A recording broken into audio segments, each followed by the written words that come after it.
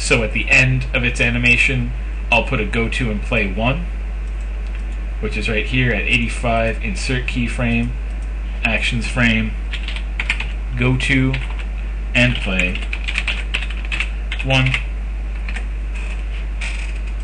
Shrink that up. And let's just use the exact same OK button as we're using for a help screen. So we'll give it its own layer here, insert layer. Actually, what might be a good idea, something a little bit more clever, I'll just select that layer and hit delete layer. Because we want to use the OK button to do the exact same thing as it did with the help screen, we'll use the exact same OK button. We want that OK button to exist over here with the game screen at frame 70, but we want it to start coming in over here at 65. If I just add a keyframe here at 65, the OK button is going to be in the same position it was at the end of its previous keyframe, which is 45. We don't really want that, but it's a good enough starting point. I'll just right click here on 65 and show you what I mean. Insert keyframe. Now you see down here the OK button is just under the tip of the memory underline. If I back it up a bit, it's a little bit clearer to see. The OK button sits there for the entire duration between 45 and 65. That's not what we want. We'll go here right behind 45 at frame 46 and insert a blank keyframe to get rid of that.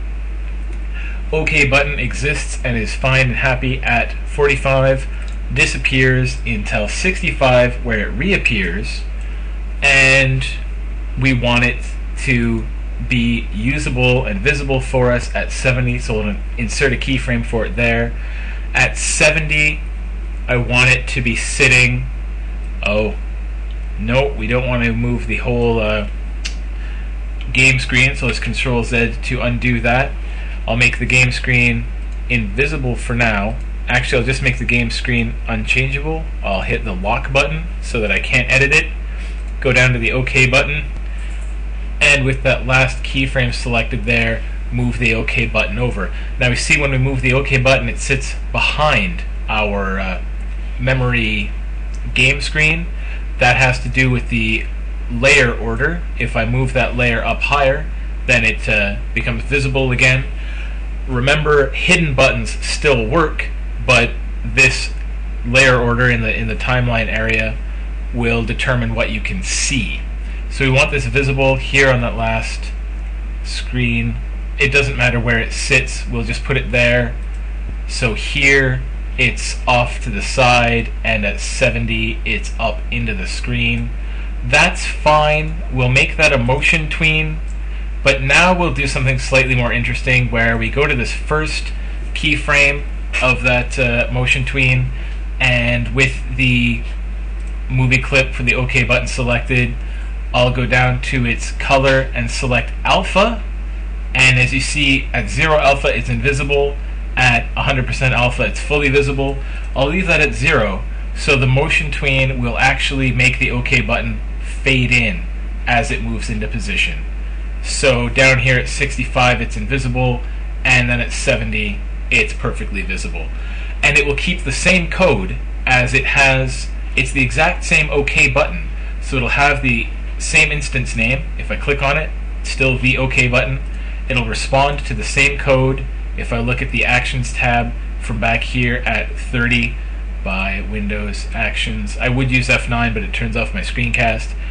FOK click will just cause it to play, and that's fine because when it plays at 70, it'll roll the animation for the game screen rolling out, and when you get to 85, the action there says go to and play 1.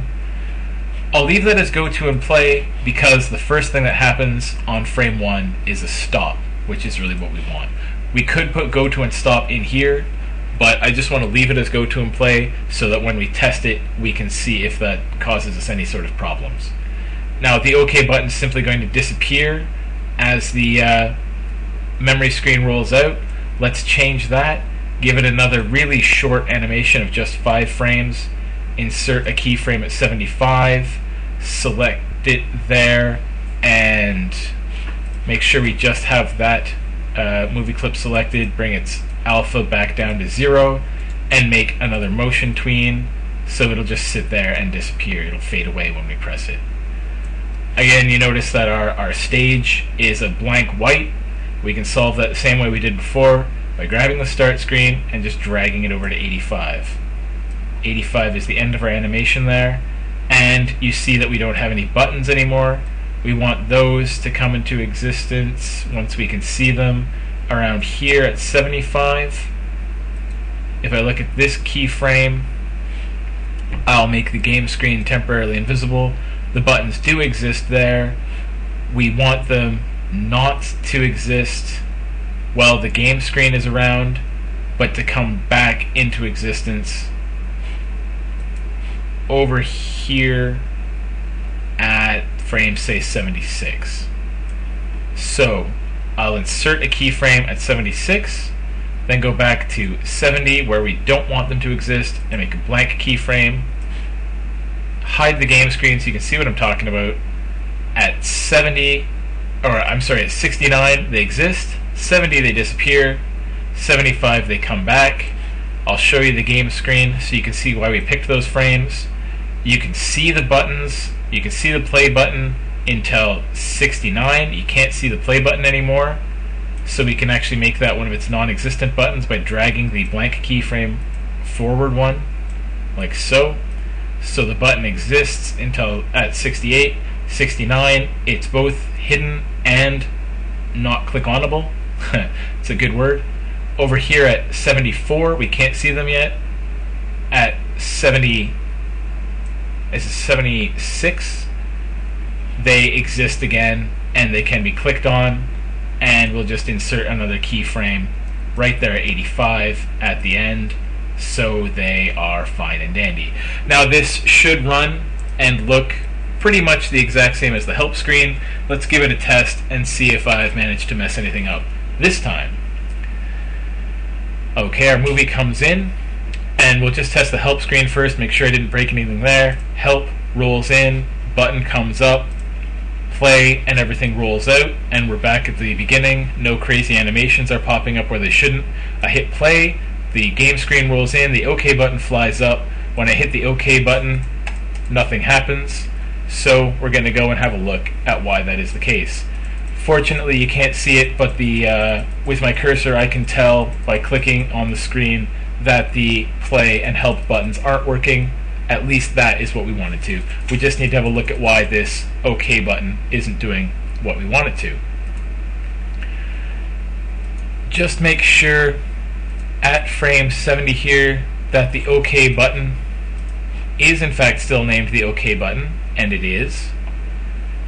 So why it's not doing, I think that the most likely culprit for this OK button not doing what we wanted it to is the fact that if you look at the OK button's timeline right here, where it comes in and stops at frame 30, if I take a look at the Actions tab again, we give it its event listener and a function. And when you come over to here at 45, that instance, the OK button, stops existing and exists again at 65. And even though it's still named the OK button, I suspect we have to give it its event listener back. So I'm going to go to frame 30. I'm going to grab that OK button, add event listener. I'm just going to control copy that. I'm going to go back over here to frame 70 where the OK button has stopped again. And I'm going to put that add event listener back for same function. The function should continue to exist. We just want the listener reassigned because the button has disappeared. Let's test that and see if that did in fact fix our problem. Help still works, still rolls out, no crazy animations. Play rolls in and play rolls out. So that's what we want to happen. Fantastic.